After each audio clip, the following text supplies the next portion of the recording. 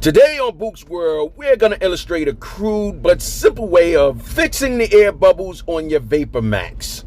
In this video, I'll be using two of the many pair of Vapor Max that I happen to have that unfortunately both sprung leaks. As I stated, I own many pairs of these sneakers because I enjoy the comfort, the style, the look, as many do.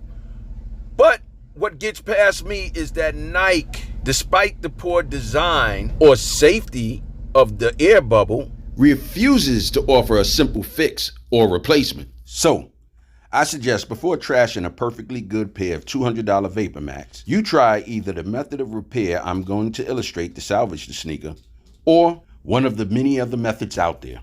With all said, I'll show you my method of repair right after this. Hello and welcome to Buke's World at Channel Bookie. Here I'll cover an array of content from DIYs, discussions, pro-life tips, editorials, you name it. In order to stay abreast of all new content as I post it, hit that subscribe button. Then hit the little bell icon to get a notification as I post.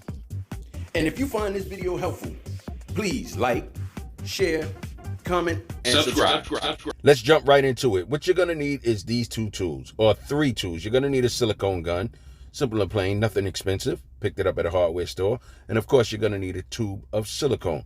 Tub and towel is good. I happen to use the clear silicone, which works best for me. This tube happened to cost $7.99, which is very inexpensive as compared to losing a pair of $200 sneakers. Now let's move on.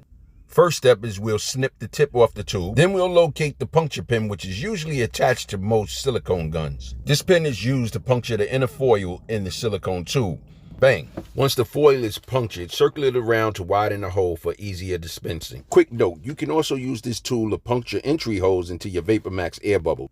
For those who have never used a silicone gun, first thing is to pull back on your plunger, insert your tube of silicone, press forward on the plunger until your tube is tight, then pull the trigger to dispense the silicone. Next, you want to locate the hole that caused your flat or make another one. Adding an extra hole or using the original really won't make a difference, as when the bubble is completely filled with silicone, all holes will be sealed.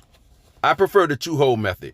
Using the original hole only causes the silicone to trap air in the cavity. Although the trapped air will still be effective, this can cause unsightly air pockets in the finished product. Using the two-hole method, the silicone will force air out the secondary hole. This, in turn, will leave you with more of a uniform finish filled with silicone and minimal air pockets. Now let's get back to the flat fix. As you can see, I've inserted my nozzle into my bubble and I'm actually injecting the silicone in. The big problem is that the tinted bubble doesn't allow you to see the progress of the silicone being injected. Because of this, I'm forced to keep injecting until the back pressure actually pushes silicone back out the hole. For a better illustration, I'm going to jump to the lighter tinted bubble and repeat the process. Locate the hole, reinsert the nozzle, and start injecting. You can see the silicone flow through the channels of the bubble. This section of the shoe requires a lot of silicone. As you can see, each individual bubble from the back of the instep to the toe are connected by these little tubes. The heel section of the shoe also requires a lot of silicone because of the height of the bubble. It's a lot larger than the front section of the shoe. Now let's refer back to the one-hole method. Right here, I'm actually using the one-hole method, or the original hole that was in the bubble, to do this. And as you can see, it's getting a lot harder for me to inject silicone because the air has nowhere to go. Now I repeat, this method is perfectly fine, but the back pressure from the trapped air will force some of the silicone back out the original hole. Also, as I stated earlier, the other issue with the one-hole method is that you might be left with an unsightly air pocket. Now, don't fret. It's not going to affect the way that you walk or move on that shoe. It will still perform as well as it did before the flat. Nevertheless, I proceeded to add a second hole to force the trapped air out. Using either hole, inject more silicone until all the trapped air is forced out of the other hole. You'll also see a bunch of silicone come out. At this time, you should have completely filled your air bubble with very minimal air pockets visible. Here's a view of the finished product. As we can see, there is definitely a contrast between the fixed and non-fixed sneaker, but for all intents and purposes, to throw away a $200 pair of sneakers is a little bit absurd. All right, you can see it better on the green as opposed to the black. You don't see anything, so there's nothing to really be bothered with. On this sneaker here, unless somebody plans on jumping on the floor and really scrutinizing your sneakers, they won't notice the difference. Or if you choose, hey, you can put a hole and fill the other one up so that they match.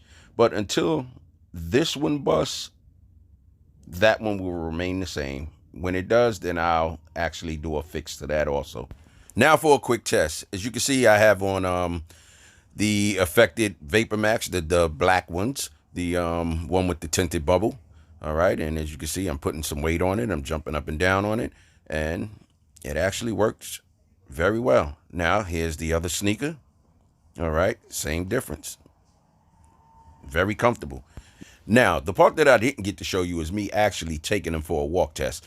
I waited till the next day. This was actually 24 hours after injecting the silicone into it. I wore one pair of sneakers for the whole day. Very comfortable. The second day, I actually put on my black ones. And maybe because I couldn't really see within the bubble, I felt that I needed just a little bit more. So I went back to the drawing board and just added some more silicone. And it pretty much worked out very well for me. I'm happy. So here you have it. That is my simple solution for salvaging your $200 pair of Vapor Max, as opposed to just discarding them and throwing them away. And as always, I want to thank you for tuning in to Buke's World. And if this video has helped you in any way, please like, share, comment, and subscribe.